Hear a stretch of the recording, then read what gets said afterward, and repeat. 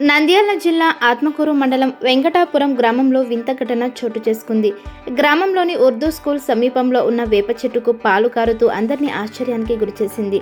ఇది గమనించిన కొందరు విషయాన్ని గ్రామస్తులకు తెలియజేయడంతో పెద్ద ఎత్తున ఆ వేప చెట్టు వద్దకు చేరుకొని వేప చెట్టులో నుంచి స్వయంగా వస్తున్న పాలని ముందు కనులారా వీక్షించారు.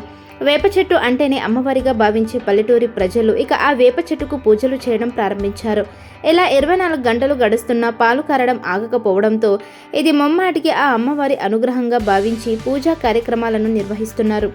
ఈ వింత ఘటనను చూడ్డానికి చుట్టుపక్కల గ్రామాల ప్రజలు తండోపతండాలుగా వేప చెట్టు వద్దకు చేరుకుని వేప చెట్టుకు పసుపు కుంకుమ సమర్పించి టెంకాయ పండ్లు నైవేద్యాలుగా సమర్పించి పూజలు చేయడం ప్రారంభించారు.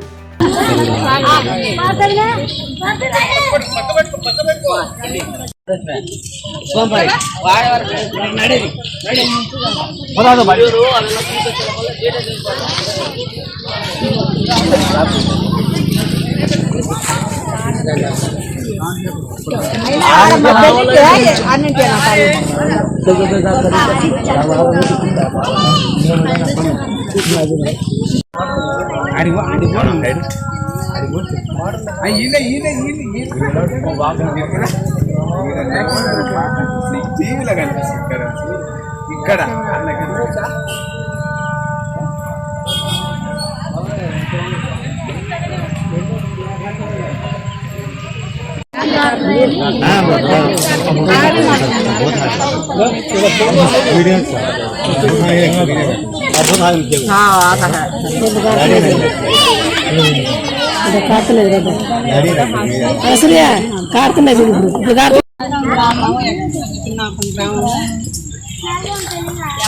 వేప చెట్టుకు పాలు కారుతున్నాయి, పూజలు చేస్తున్నాయి.